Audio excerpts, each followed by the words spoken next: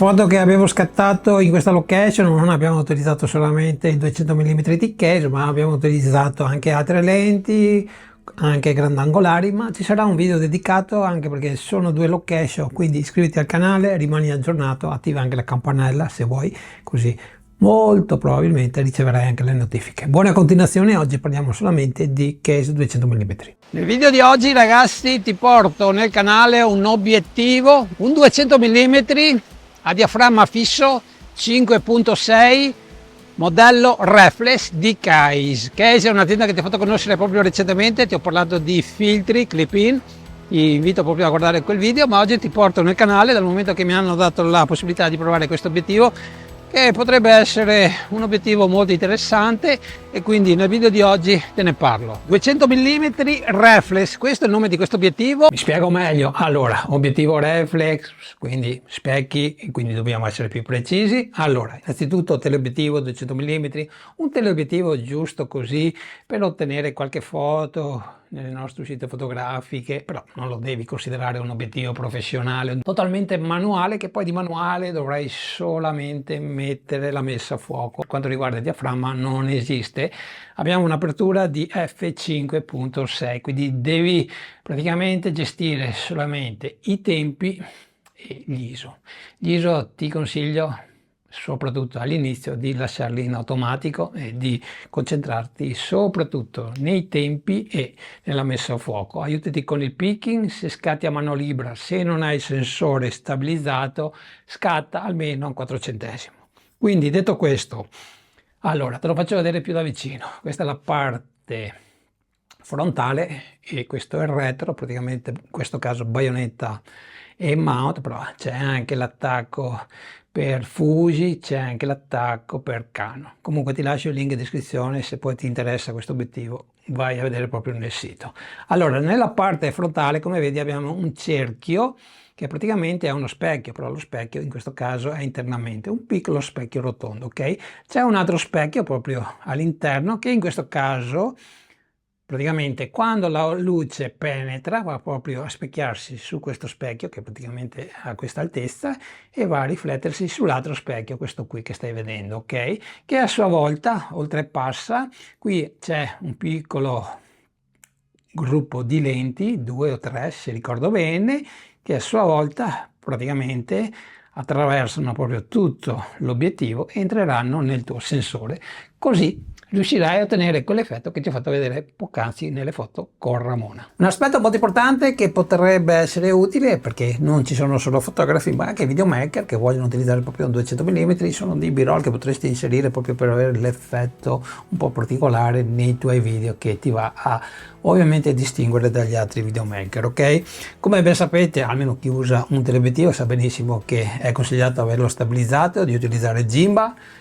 Almeno devi avere un monopiede, perché a mano libera con questo obiettivo ci farai ben poco, e ti posso dire che anche se io ho il sensore con l'Ibis, praticamente a mano libera non sono riuscito a portare a casa nulla, a meno che non vai a attivare anche l'attivazione, cioè la stabilizzazione, sia quella dell'Ibis e più quella digitale. Però capisci bene che andare a croppare un 200 mm, beh, non è la cosa che vogliamo fare.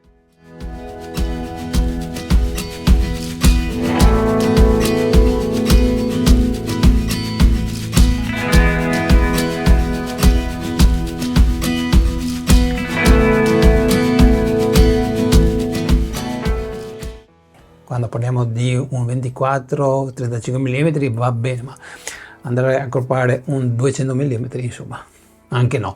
Ok ragazzi, distanza minima di messa a fuoco è di esattamente 2 metri. 200 mm in questo caso per fotocamere full frame, ok? Io l'ho utilizzato però, come avete visto, su una 6007, quindi a tutti gli effetti quando utilizzi una PSC 200 mm è un 310-320 mm, quindi devi avere anche lo spazio materiale per fotografare. Voi direte, ma quando vado all'aperto lo spazio non manca? Non è sempre così, perché se tu prendi proprio l'esempio di oggi, sì, lo spazio c'era, però se volevo fare, e come non ho potuto fare, una foto a figura intera con questo obiettivo utilizzando la 6007, non la 7C, non avevo lo spazio, a meno che non entrassi in acqua, perché 320 mm capisci bene che ti devi allontanare parecchio, e quindi sono riuscito a fare solo foto a mezzo busto. Tra l'altro voglio sempre ricordarlo, presta sempre attenzione alla messa a fuoco, anche se stiamo scattando f5.6 molto più semplice rispetto a un'apertura f1.2 f1.4, perché lì hai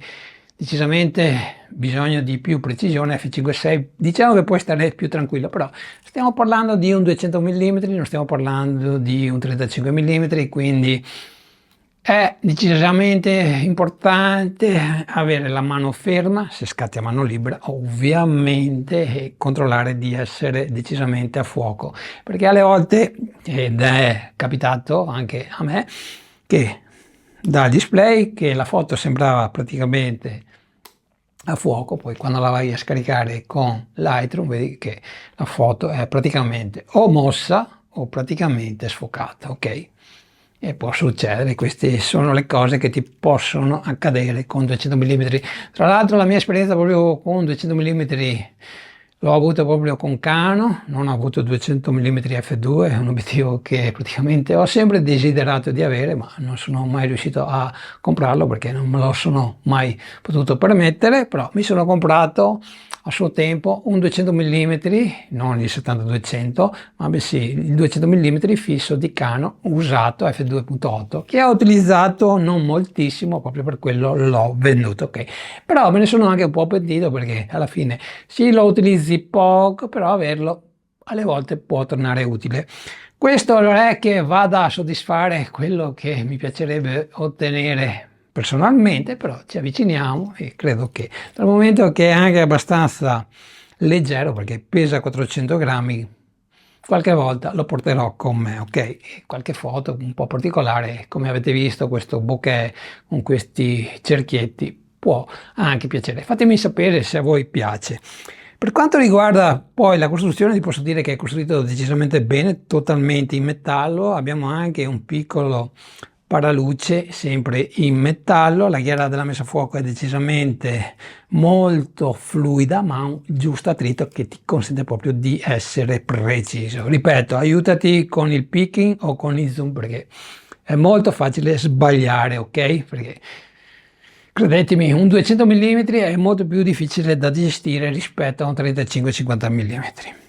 Ok ragazzi, anche la baionetta è in metallo, non abbiamo nessuna guarnizione, quindi non è tropicalizzato. Quindi ragazzi, allora, fasi conclusive di questo video, adesso ti dico il prezzo, anche se alcuni di voi sono già andati in descrizione, sono andati a vedere che è un prezzo decisamente altino, perché anche io pensavo costasse meno, ma se ha questo prezzo, dal momento che stiamo parlando di un'azienda cinese, il suo motivo ci sarà. Adesso io non sono qua per fare, come si dice, l'esperto di marketing, però per me il prezzo è un po' altino, ma se magari ti piace questo obiettivo, però devi essere sicuro che andrai a utilizzare un 200 mm, perché io conosco persone che ad esempio si sono comprati obiettivi come il 135, che lo utilizzi molto di più nella fotografia di ritratto, e poi lo hanno venduto praticamente subito. Quindi magari prova un 70-200 e vedi se utilizzi il 200 mm come focale, e poi magari puoi fare anche un piccolo investimento, perché un 200 mm sappiamo benissimo che costa molto di più. Poi ci sono anche 200 mm usati con gli automatismi, ma saliamo oltre i 1000 euro. Ok ragazzi, comunque se avete domande vi aspetto qui sotto nei commenti. Quelle cose che non mi sono piaciute, beh, una te l'ho detta, per quanto riguarda proprio la possibilità di fare dei video a mano libera, ma questa non è una colpa dell'obiettivo. E per quanto riguarda la cosa che magari pensavo si potesse risolvere, cioè il diaframma,